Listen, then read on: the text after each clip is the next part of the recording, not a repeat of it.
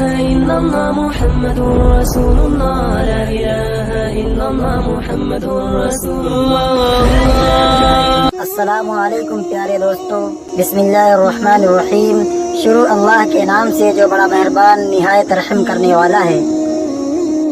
دوستوں، آج کے اس ویڈیو میں ہم آپ کو بتائیں گے کہ حضرت آدم علیہ السلام کو کس طرح پیدا فرمایا گیا، آپ کے جسم مبارک کو بنانے کے لیے کون کون سے مٹی کا استعمال کیا گیا، اور وہ مٹی زمین کے کون کون سے حصوں سے اٹھائی گئی، اور حضرت آدم علیہ السلام کو مٹی، پانی، ہوا اور آگ سے کس طرح پیدا فرمایا گیا، اور کیا حضرت آدم علیہ السلام کو اللہ تبارک و تعالیٰ نے خود اپنے دست قدرت سے پیدا فرمایا یا فرشتوں نے حضرت آدم علیہ السلام کی تخلیق کی، اور جب اللہ تبارک و تعالیٰ کے 4 مقرب فرشتے زمین پر مٹی اٹھانے کے لیے آئے تو زمین رو رو کر ان کے سامنے کون سی فریاد کرنے لگی، اور ایسی کون سی وجہ ہے جس کی وجہ سے انسانی زندگی میں غم زیادہ اور خوشیاں کم ہوتی ہیں؟ میرے دوستوں، ان تمام تر سوالات کے جوابات قرآن و حدیث کی روشنی میں آج کی ویڈیو میں آپ کو بتائیں گے، لہٰذا آپ سے ریکویسٹ کرتے ہیں کہ ہماری اس ویڈیو کو آخر تک ضرور دیکھیے گا۔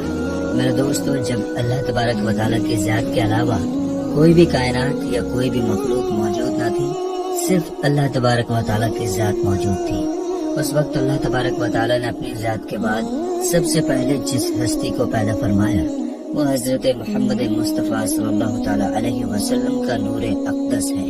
اللہ تبارک و تعالیٰ نے اپنی ذات کے بعد سب سے پہلے اپنے محبوب کے نور کو پیدا فرمایا، اور پھر حضرت محمد مصطفیٰ صلی اللہ تعالیٰ علیہ وسلم کے نور اقدس سے تمام مخلوقات کو پیدا فرمایا، جیسا کہ اللہ تبارک و تعالیٰ کا عرش، لوح کرسی اور اللہ تبارک و تعالیٰ کے مقرب فرشتے، زمین و آسمان اور کل کائنات کو حضرت محمد مصطفیٰ صلی اللہ تعالیٰ علیہ وسلم کے نور اقدس سے تخلیق فرمایا گیا۔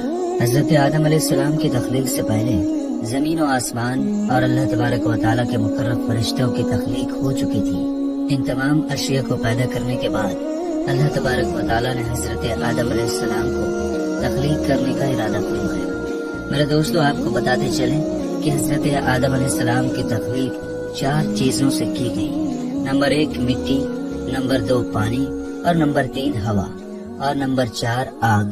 جب اللہ تبارک و تعالیٰ نے حضرت آدم علیہ السلام کی تخلیق کا ارادہ فرمایا تو اللہ تبارک و تعالیٰ نے اپنے سب سے مقرب فرشتے حضرت جبرائیل علیہ السلام کو یہ حکم ارشاد فرمایا کہ جاؤ اور تمام روئے زمین سے ہر قسم کی سیاہ و سفید، سرخ اور خاری، میٹھی اور نرم اور خشک مٹی ایک ایک مٹھی اٹھا لاؤ۔ جب حضرت جبرائیل علیہ السلام اللہ تبارک و تعالیٰ کا حکم پا کر زمین پر تشریف لائے اور خاک اٹھانے کا ارادہ فرمایا تو اس وقت زمین نے حضرت جبرائیل علیہ السلام سے مٹی اٹھانے کی وجہ پوچھا۔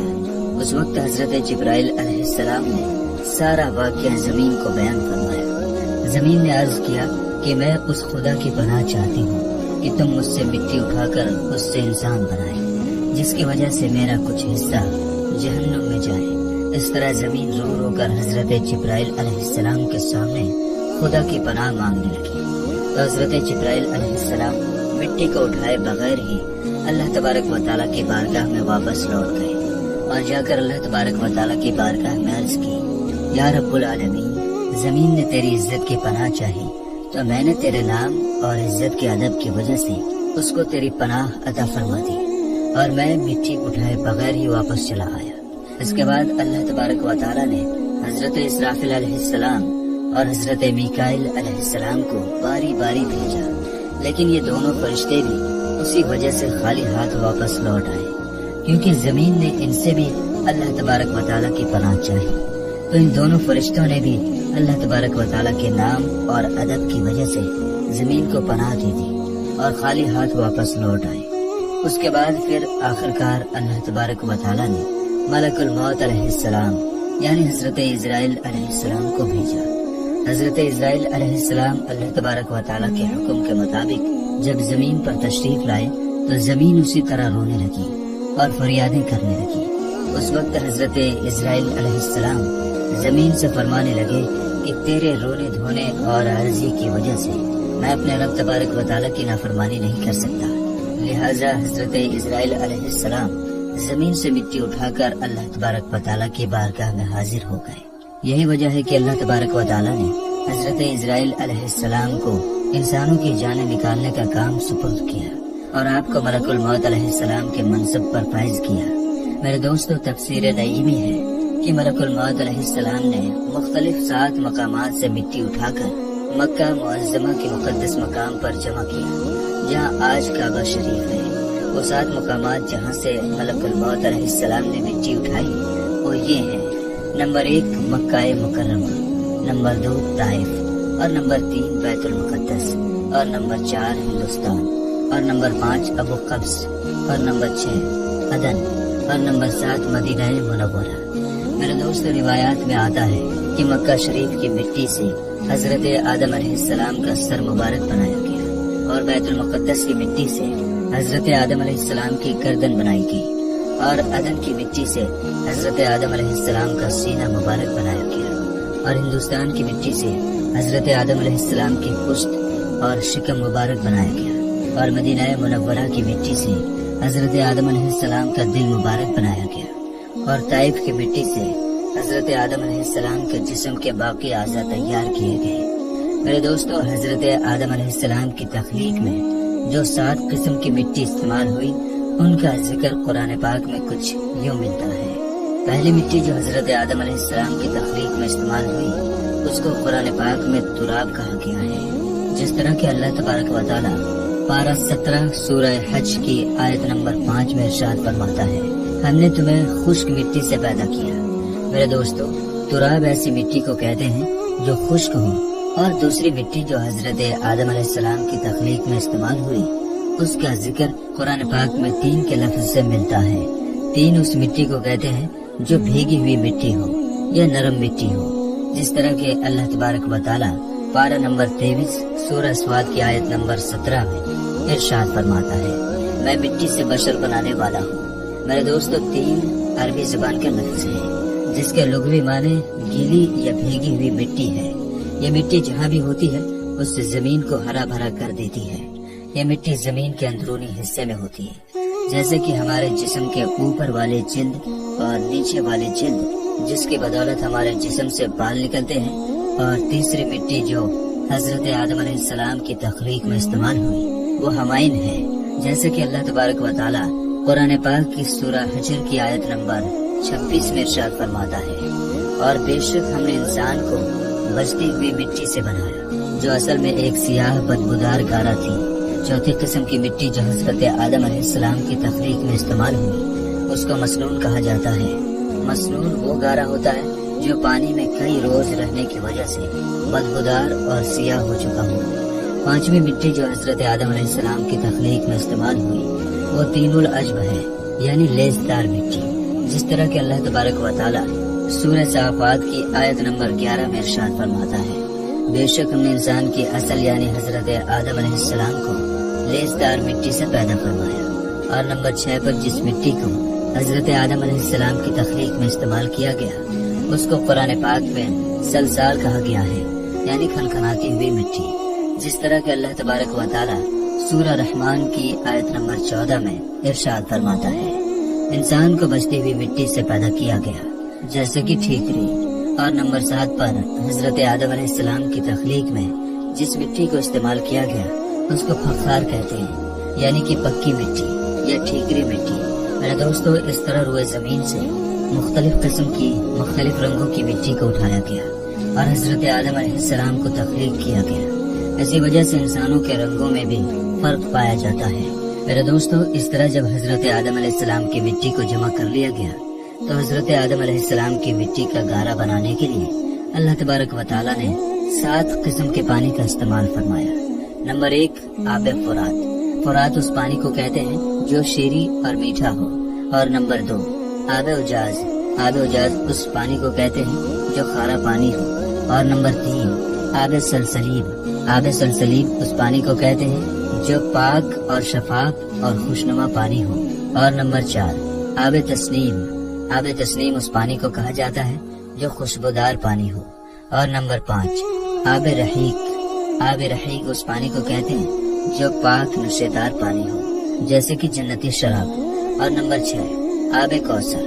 آب کوثر ایسا پانی ہے جس کو پیتے ہی انسان دنیا کا دکھ، درد، بھوک، پیاس سب کچھ بھول جاتا ہے، جیسے کہ اللہ تبارک و تعالی قرآن پاک میں ارشاد فرماتا ہے، انا اعطیناک الکوثر، بے شک ہم نے تمہیں کوثر عطا کیا۔ اور نمبر 7، آب رحمت۔ آب رحمت اس پانی کو کہتے ہیں جو رحمت والا پانی ہو۔ اس طرح حضرت آدم علیہ السلام کی مٹی کو جمع کرنے کے بعد ان تمام پانیوں کو شامل کر کے حضرت آدم علیہ السلام کی خمیر کی مٹی کو گوندا گیا۔ میرے دوستو، اس طرح جب حضرت آدم علیہ السلام کا گارا تیار ہو گیا تو اس پر اللہ تبارک و تعالی نے 40 روز تک بارش برسائی۔ حضرت آدم علیہ السلام کے گارے پر ان 40 روز تک غم کی بارش برسائی گئی اور 1 روز خوشی کی بارش برسائی گئی۔ اسی وجہ سے انسان کی زندگی میں غم زیادہ اور خوشیاں کم ہوتی ہیں۔ تفسیر نعیمی میں ہے کہ جب حضرت آدم علیہ السلام کا گارا گوندنے کے بعد تیار ہو گیا تو اللہ تبارک و تعالی نے فرشتوں کو حکم دیا کہ اس کو مکہ اور طائف کے درمیان وادی نعمان میں عرفات کے پہاڑ کے نزدیک رکھیں۔ پھر اللہ تبارک و تعالی نے اپنے دستے سے اس غارے کو حضرت آدم علیہ السلام کا مجسمہ بنایا اور حضرت آدم علیہ السلام کی صورت تیار کی۔ اس طرح جب اللہ تبارک و تعالی نے حضرت آدم علیہ السلام کا مجسمہ تیار فرمایا تو اس کے بعد اس مجسمے کو خشک کرنے کے لیے اللہ تبارک و تعالی نے 7 قسم کی ہوائیں اس پر چلائی۔ نمبر 1 تیز ہوا، اور نمبر 2 دھیمی ہوا، اور نمبر 3 گرم ہوا، اور نمبر 4 سرد ہوا، اور نمبر 5 درمیانی ہوا، اور نمبر 6 رحمت والی ہوا، اور نمبر 7 صرف ہوا۔ ان 7 قسم کی ہواؤں کی وجہ سے جب حضرت آدم علیہ السلام کا مجسمہ خشک ہو گیا، جس کو مٹی اور پانی سے بنایا گیا تھا، اب حضرت آدم علیہ السلام کے اس مجسمے کو پکا کرنے کے لیے اللہ تبارک و تعالی نے اس مجسمے کو 7 قسم کی آگ سے گزارا۔ نمبر 1 سیاہ رنگ والی آگ، اور نمبر 2 سرخ رنگ کی آگ، اور نمبر 3 پیلی آگ، اور نمبر 4 نیلی قسم کی آگ، اور نمبر 5 دھوئیں والی آگ، اور نمبر 6 بغیر دھوئیں والی آگ، اور نمبر 7 تیز اور دھیمی آگ۔ ان 7 قسم کی آگ سے حضرت آدم علیہ السلام کے مجسمے کو گزار کر پختہ اور مضبوط کیا گیا۔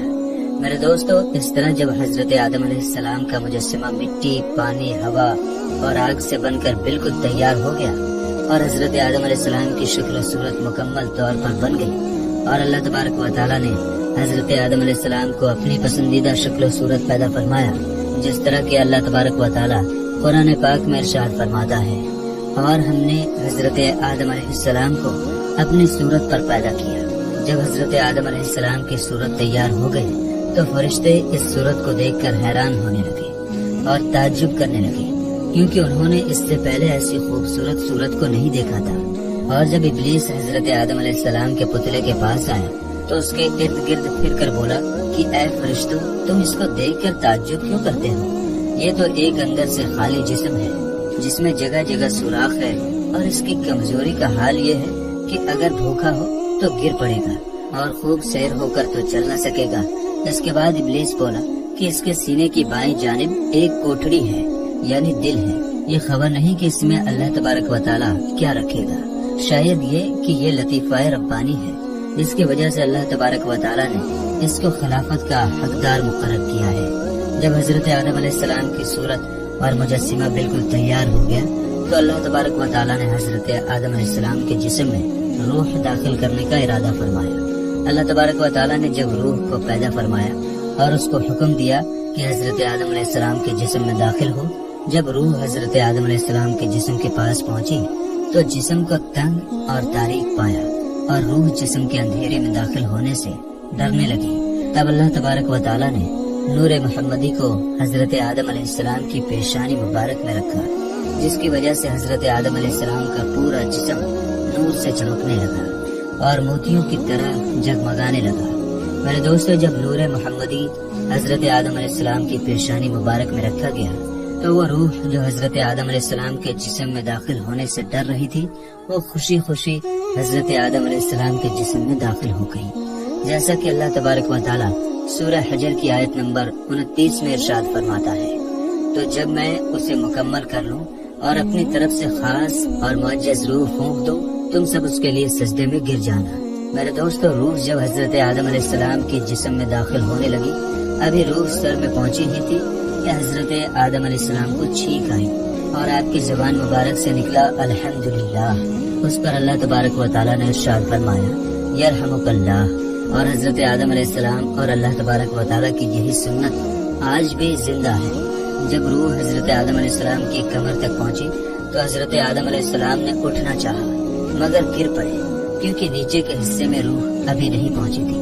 اس پر اللہ تبارک و تعالیٰ نے ارشاد فرمایا کہ بے شک انسان جلد باز پیدا کیا گیا، اور جب روح حضرت آدم علیہ السلام کے جسم میں مکمل طور پر داخل ہو گئی اور تمام بدن میں پھیل گئی تو اللہ تبارک و تعالیٰ نے حضرت آدم علیہ السلام کو حکم فرمایا کہ فرشتوں کے پاس جاؤ اور جا کر ان کو سلام کرو اور سنو کہ وہ تمہیں کیا جواب دیتے ہیں۔